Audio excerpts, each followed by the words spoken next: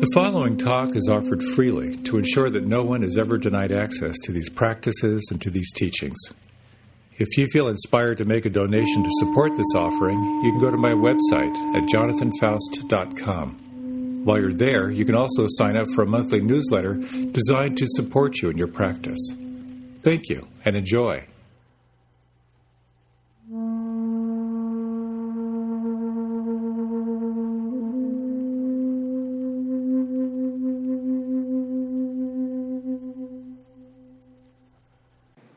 Way back about 30 years ago, when I was living in an ashram, we had an old Swami he was visiting and doing some teaching, and he shared this story with this little bit of a giggle, like he was really revealing something.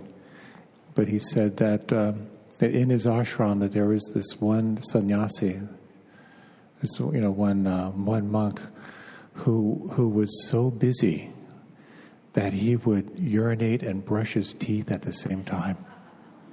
And he was just, can you believe that? And now I think, oh my God, I can pee, listen to a podcast, dictate an email, and order something on Amazon at the same time.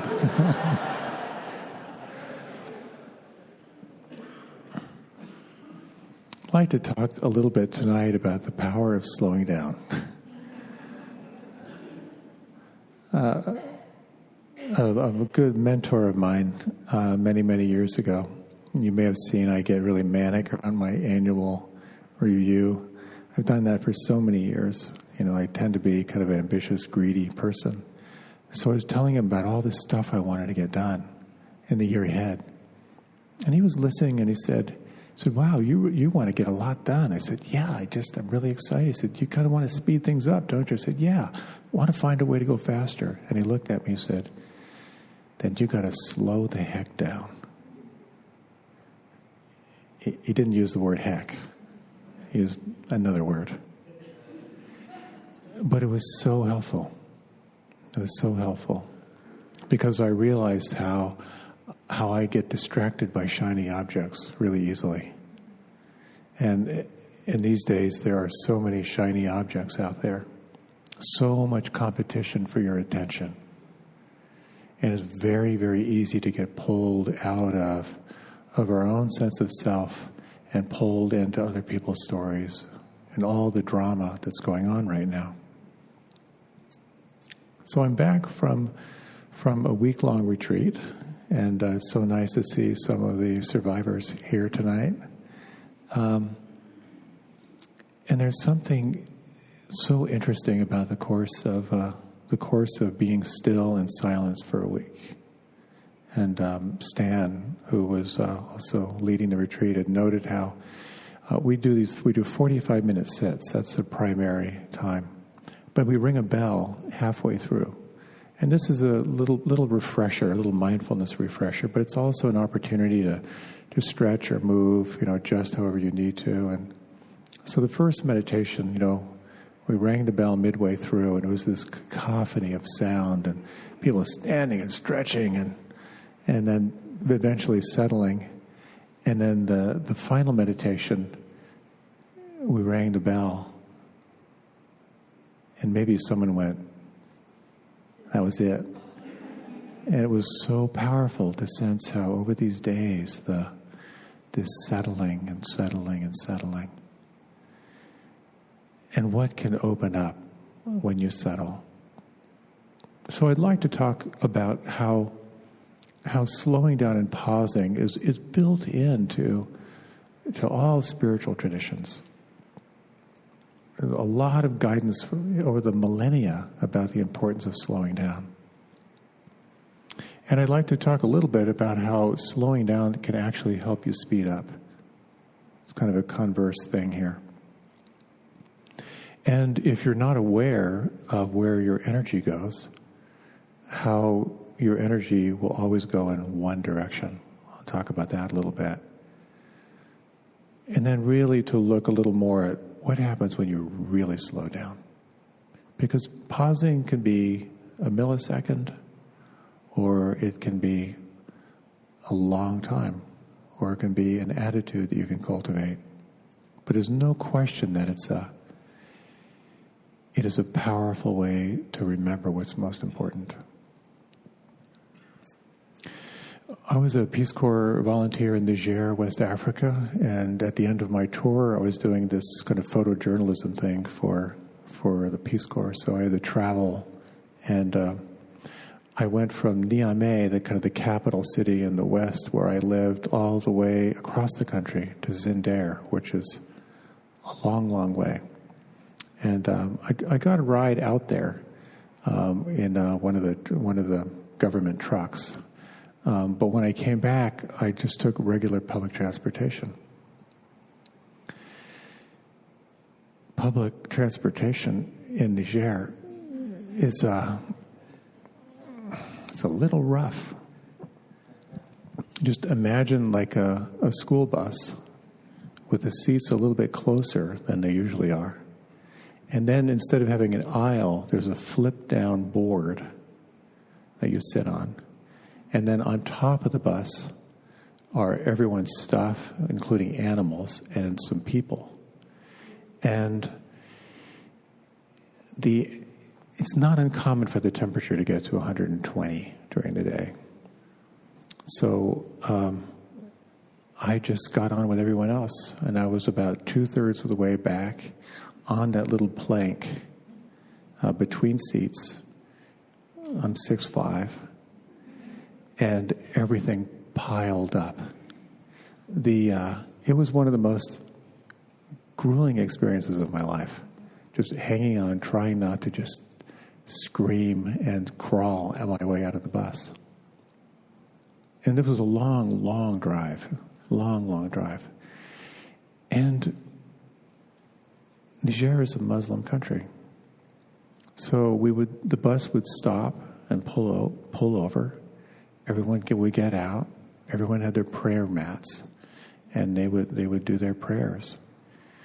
And then we'd get back on the bus, and then we would drive, and then we would stop, and everyone would get out and do their prayers. And I had certainly seen people doing their prayers, in the Muslim faith, but I hadn't been in a community of people doing prayers on a regular basis. And it hit me on such a deep, deep level, because I could see the sincerity, I could see the devotion in many of the people doing their prayers. And I was so moved by this tradition of 5 times a day, you stop and you place your head beneath your heart as a gesture of humility.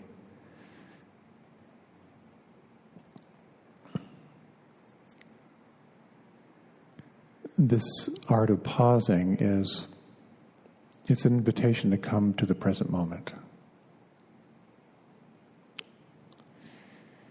And this practice of concentration, when you choose an anchor, such as the breath, and you move your attention from the scattered nature of the mind to be present moment to moment to moment, that slow motion movement of the hands. When you focus, you feel a shift. There's a gathering of attention. It's such a critical part of the practice. Wayne Muller wrote a book called The Sabbath. And he was talking once where he said, how audacious to think that life will not go on if you take one day off. It was really kind of his pitch of really why is the Sabbath such a part of this culture? And there's something so powerful about disengaging so that you're reinformed and you engage again back into your life. In Islam, they talk of muraqabah, which is watching over the heart and gaining insight into the heart's relationship with its creator and with its surroundings. Kind of a beautiful expression, watching over the heart. In Judaism, this pausing was a was a critical part of practice as well. Kind of described as pausing to settle the mind so you could allow for divine providence to speak through you, and lessening your desires so that you could make more room for the divine, for spirit. And of course, in Christianity, the phrase, "be still and know that I am God." That's pretty direct. You know, be still and you'll know that you are God. Also in the Christian tradition, if you're not familiar with Christian contemplative prayer, it's a beautiful practice. It's a form of mantra. It's really mantra practice, but you select a phrase from your tradition that really resonates for you. And that phrase becomes your mantra. And you just gently repeat it. When the mind wanders, you bring it back. And again, it's a very powerful way of stilling and clearing. That's so helpful. I was raised a Quaker, and the Quakers would talk of the still small voice within, of quieting the mind so you could feel that voice of conscience, the voice of inner knowing. And as the Quakers would say, just don't do something, sit there. So all these traditions have all these ways of stilling the mind. And of course, a lot of them will explain in detail how the other people are doing it wrong. But nonetheless, I was once driving through Arkansas, and I just thought I'd just turn on local radio to see what it was like.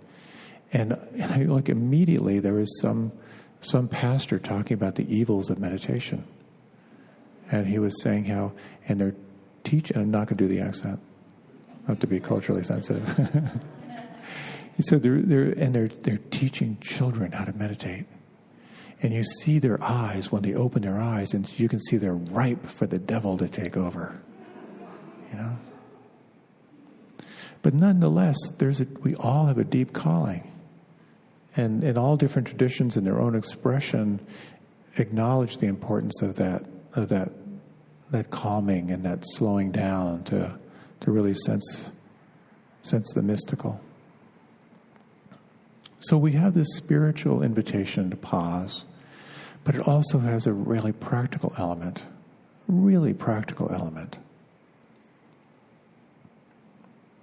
I've told the story before, but through college I helped co-manage a 1,000-acre farm and out in the Midwest, and I was working on this really complicated piece of equipment, which had belts and pulleys, for a big sickle bar mower, and I could not figure out how to set this thing up, and I worked on it for a long time, and there was always something off. I was getting more and more frustrated, and I actually remember kicking the tires of the tractor. I was so angry. And I realized it was my meditation time. And then I was doing transcendental meditation twice a day, so it was the afternoon meditation time. So I went off to my space, and I did my mantra for 20 minutes. I came back, I looked at it, and I knew immediately what I had to do. It took me 30 seconds to diagnose the problem. Einstein said that no problem was solved in the same consciousness that created it. So when you're in a rut or when you've got something challenging to figure out, there's no way you're going to figure it out in the same way that you created that problem. So pausing, whatever modality you use to calm the mind, your consciousness will shift. And then when you revisit it, you're looking through a different lens.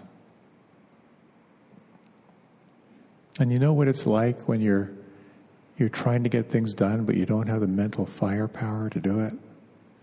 Just you know you're being inefficient, but you still keep trying. I know that really well. Either you're too tired, or you're too restless, or your mind is unable to focus. And really what we need is a timeout. to get more sensitive to when we just need to pull our attention away and refresh.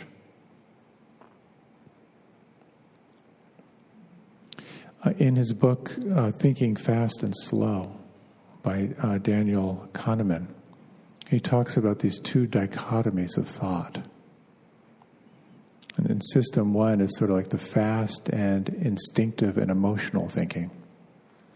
That's where you're reacting or you're taking information really quickly. You're responding to immediate needs. It's kind of like when you're driving and you can also take in the text on a billboard. It's that level of taking in information.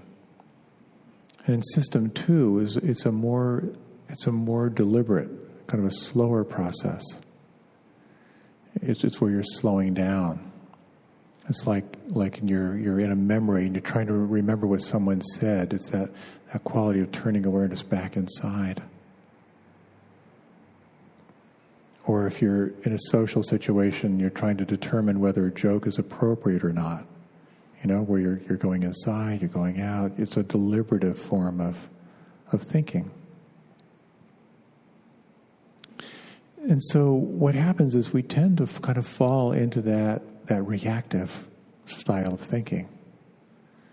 And when you can build in ways to slow down and pause, you get to access a deeper level of perception, a deeper level of contemplation, which can be super valuable.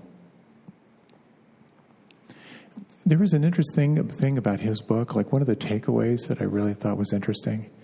He said that when you look back and you rate an experience where you've been, it's usually not on the duration of the happiness you were feeling, but it's usually based on how your experience ended.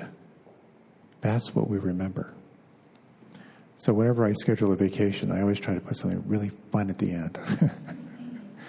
And I've always thought about how, the women I know who've gone through childbirth, like right up to the childbirth, they're saying, I will never do this again. And then quite often right after, it's like, that was wonderful. Maybe we should have another. Because that's the way the mind tends to work. So, building in pauses is really helpful, but also looking for ways that you can avoid the mind being called into that scattered reactive thinking. One little practice I do every morning after my meditation, and this has really made a difference for me, is after I sit, I write down 3 things I want to accomplish today. Not 10, but 3. And what I find is that when I just make it 3, and I just tell myself, if these 3 things get done, it's a good day. And then I start on those things. It's a much more satisfying experience for me. Rather than just haphazardly starting on email, and then 4 hours later I'm still working through email and I haven't gotten to the important things. I was really inspired by President Obama when he said he only had two color suits. And he said, I have to make so many decisions. I'm not going to waste my decision power on what I'm going to wear. So I thought, that's fantastic. So everything I own is black, white, or gray. And my uniform. You ever see me wear anything but this? So looking how to simplify can be super helpful. One thing I found to kind of avoid getting caught in sort of like frantic reacting system one thinking, before I came to DC, I had what I called the 10-minute rule. That whenever I had to be anywhere, my goal was to be 10 minutes early. And because you can always find things to do in 10 minutes, and it changes the quality of your life so much when you're not in a rush. I found out pretty quickly I had to revise that, though. It's now a 20-minute rule to accommodate DC traffic. So there are all these little skillful things you can do to build in those pauses. I taught at the World Bank for many years, and I would talk about mindful moments. One being when your phone rings, train yourself to take one breath before you answer the phone. And there was one manager at the World Bank who got so inspired by that he put his phone on the other side of his office. So when the phone would ring, he would have to stand up and do a little walking meditation and then pick up the phone, which is kind of cool. Booting up your computer can be an opportunity to take that time just to pause. Driving without the music on, away, just again, call your attention back. I was once leading a group, and I asked people, what would be the most transformational commitment you could make to yourself? And they were very, very excited because they decided that they weren't going to eat standing up anymore. And they realized that most of the time they were standing when they were eating on their way somewhere.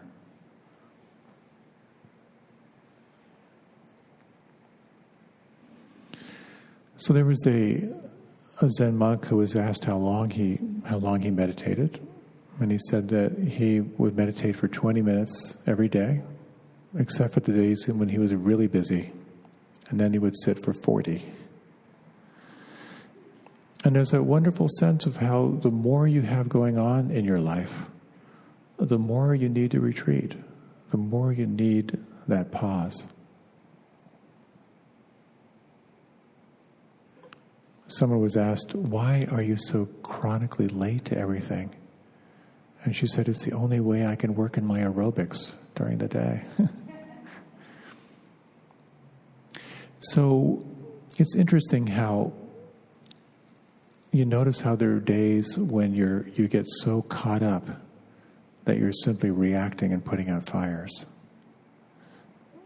There's a very cool model. I'd shared this before, but I think it's been so helpful for me. When you think about the time and attention that you have, your life energy units that you have, think of 4 quadrants. And the first quadrant is all the unexpected things that just show up. The phone call that you have to respond to, the email that needs a response. Someone needs something, you need to deal with it right there. That's quadrant 1. Quadrant 2 is your to-do list. It's all the stuff you said you were going to do. And for many of us, that's usually longer than what's realistic, The third quadrant is, you can think of this as like strategic planning. Is what I'm working on this month really leading to where I want to be in 5 years? That's kind of a little rare place we go. And then the fourth quadrant is what you could call presence. And presence it's not just meditation, it's not just yoga or qigong or tai chi or working out, it's art. It's being in nature. It's intimate, unstructured time with friends. Those moments of presence inform everything else. And if we don't commit to building in that time for presence, everything slides back into quadrant number 1. And then once again, all we're doing is reacting to life. We're just in a pinball game, just bouncing around. What I have found, what I've noticed, is the people who really have that commitment to quadrant 4 seem to be a lot happier. Because in that stilling, there's a sense of wisdom that begins to arise. When we're in reactive mode, it's just stimulus, response. When you can build in that slowing down, pausing time, there's stimulus, a gap, response. And that little gap makes all the difference.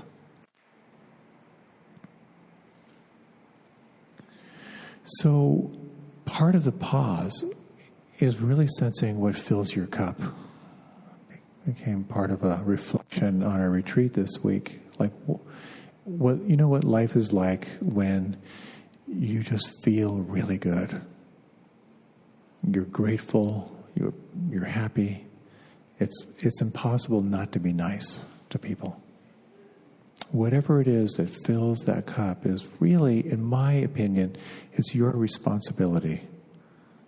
In any tradition, it's really your spiritual responsibility to fill your cup so that you can move into the world not from a place of burnout or anger or on fumes, but from a place of feeling full, having access to wisdom, having access to compassion. And it's really curious. Why don't we pause more? Why is everything so in hyperdrive right now?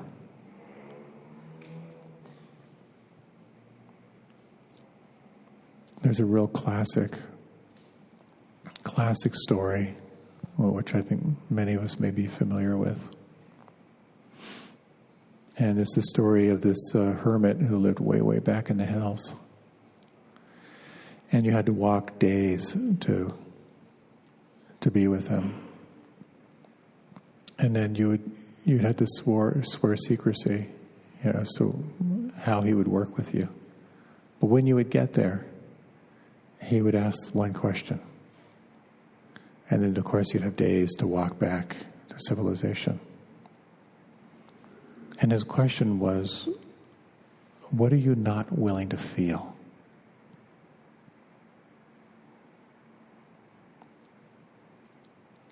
It's a mind blower of a question. And I think it speaks immediately to why it's so hard to slow down. Because many of us stay busy so we don't have to feel how frightened we are, how anxious we are. Slowing down has a wonderful effect of calming. But if you slow down enough, everything that's undigested in your life will begin to rise to the surface. It's just how it works.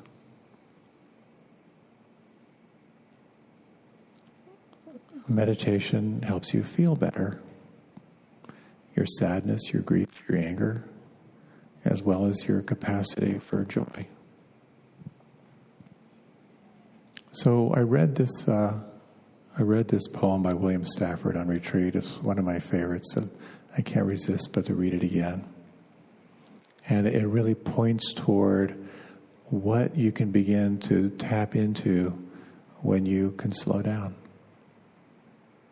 So if you'd like, you can close your eyes. It's not very long.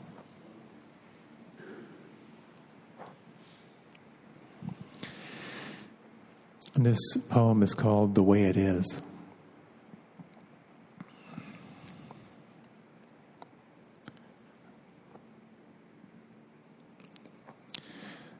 There is a thread you follow. It goes among things that change. But it doesn't change. People wonder about what you are pursuing. You have to explain about the thread, but it's hard for others to see. While you hold it, you can't get lost. Tragedies happen. People get hurt or die. And you suffer and get old. Nothing you can do can stop time's unfolding. You remember the thread.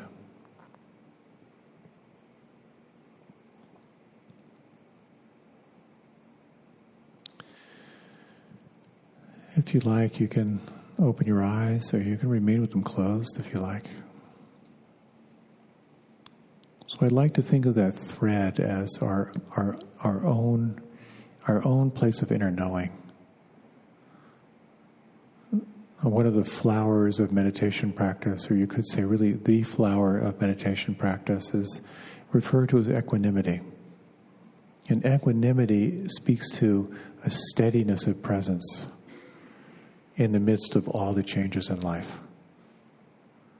To be able to access that place of steadiness. Even though tragedies happen, people get hurt, you suffer and get old. It's that remembrance. And I think that's what all these traditions speak of. I think that's what meditation points to, is connecting and cultivating your connection with presence or source, however you may language it for yourself. And so we explore what it means to pause. Pausing can be for moments. And you can extend the pause formally, as we did in our retreat last week. Some traditions say do lots of long pauses. Other traditions say, no, it's much more effective to do many pauses many times. To quote Lama Surya Das, I will do his accent. He's from Brooklyn. He says, when it comes to meditation, you want to do quickies, not prolongies. So in his tradition, you just build in these moments of just stop, recollect, and then re-engage. So what happens when you extend the pause? For many, many years, I used to supervise fasting retreats. You'd be doing these 7-day fasting retreats, so you'd refrain from all your habitual food, and you'd be doing juices and mono diet and lots of water and rest, and there'd be these amazing purifications that people would go through.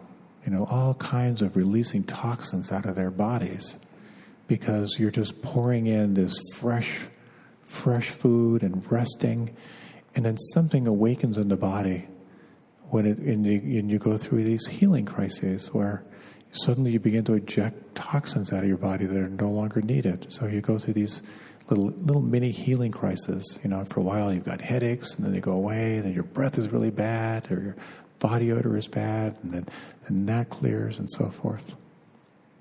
Really kind of interesting to lead those. Meditation retreats are the same thing, just on a different level. When you pause and you begin to slow down, in that same way, there is this inherent intelligence of energy or presence or whatever you may call it that just begins to let go what can be let go of. Simply through slowing down, relaxing, and paying attention. And the line between what you're aware of and what you're not aware of begins to move. And you begin to sense and feel things that you hadn't seen or felt before.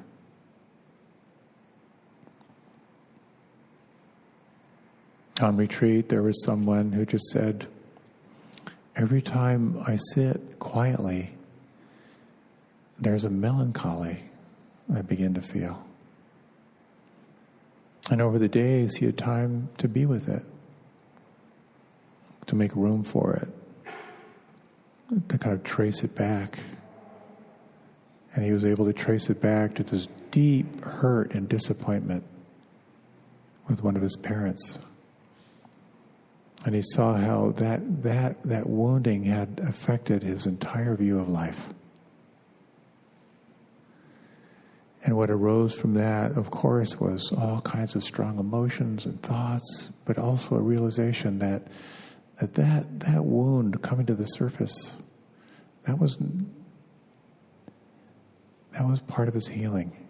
He started to be able to find that he could hold that with empathy and with compassion, and sensed a new possibility arise. He wasn't doing anything, but just simply pausing and allowing that to to arise in its own time. Someone else in the long pause just began to become more sensitive to the suffering in her life and the suffering of everyone in the room. And then she just began to feel the boundless suffering of this whole human condition. And she was aware that she wanted to kind of turn it off, but she stayed with it. Just stayed with the awareness of this whole condition we're living in. And she began to realize that while she was experiencing the pain, that she wasn't the pain. It's like the difference between being angry and being with your anger. A world of difference. And in the pausing and the slowing down, there's this amazing arising of what is unfelt, what has been unseen, and increasing your capacity to cultivate a heart that can hold it all.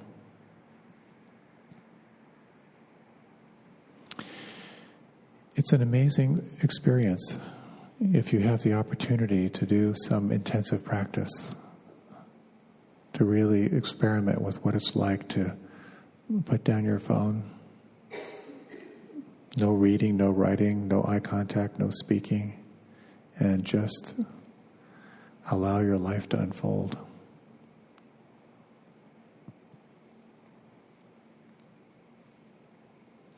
So I'd like to close with a short little meditation and a little reading.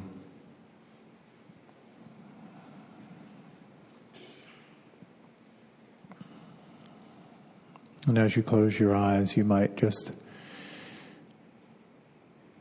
take a moment to sense, right now, is there anything in the body or mind that could relax or soften or let go right now?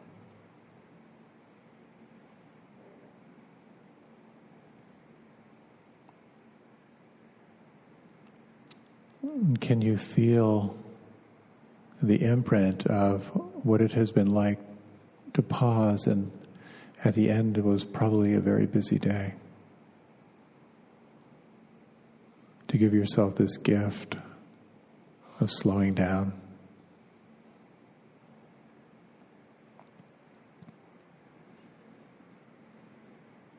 When you relax, you begin to feel more. When you begin to feel more, you begin to sense what is truly here.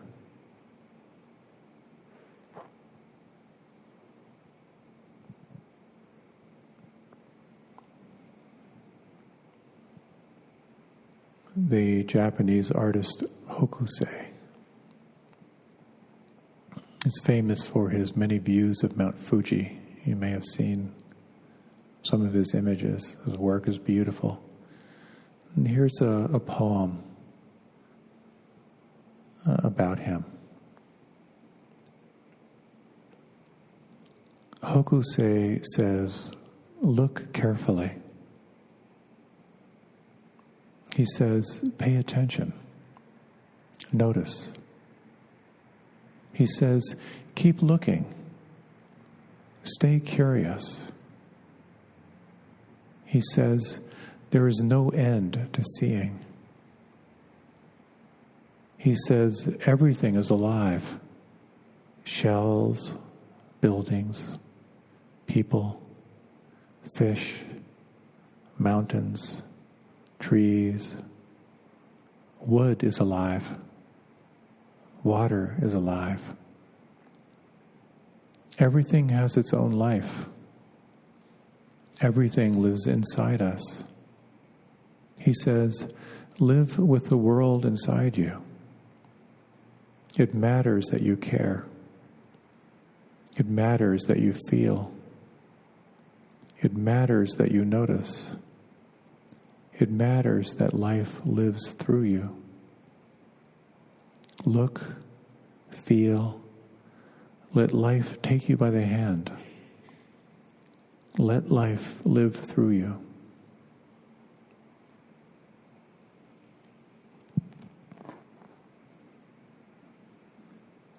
In these final moments, you might inquire as to how you might explore what it's like to slow down just a little bit more in your life.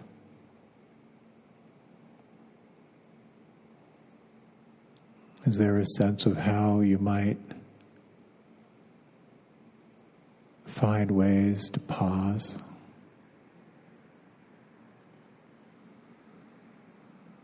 To take time to savor the moments of your day?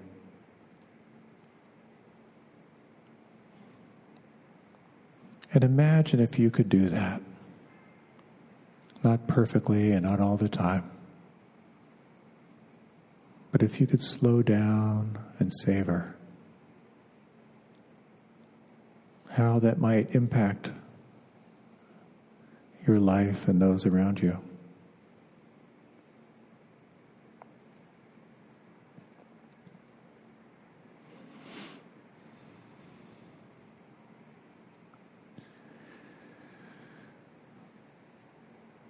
As you're ready, you can deepen the breath. As you're ready, you can open your eyes. I'll share one last little thing with you, and many of you may know this one of my favorites. It's the story of this Zen master with his very young pupils, very strict guy. When they would be reading the scripture, he would stand over them and say, when you read, read. Bring all of your attention to that. And when they would be having their meals, he'd be standing over them, walking around going, when you eat, eat. Some of the students late at night were hungry, and they decided they would break into the kitchen. And they found the master eating a bowl of rice and reading the newspaper. They didn't have to say a word. They just stood around because they knew they had him. And he looked up and he looked at each of them and he said, when you eat and read, eat and read.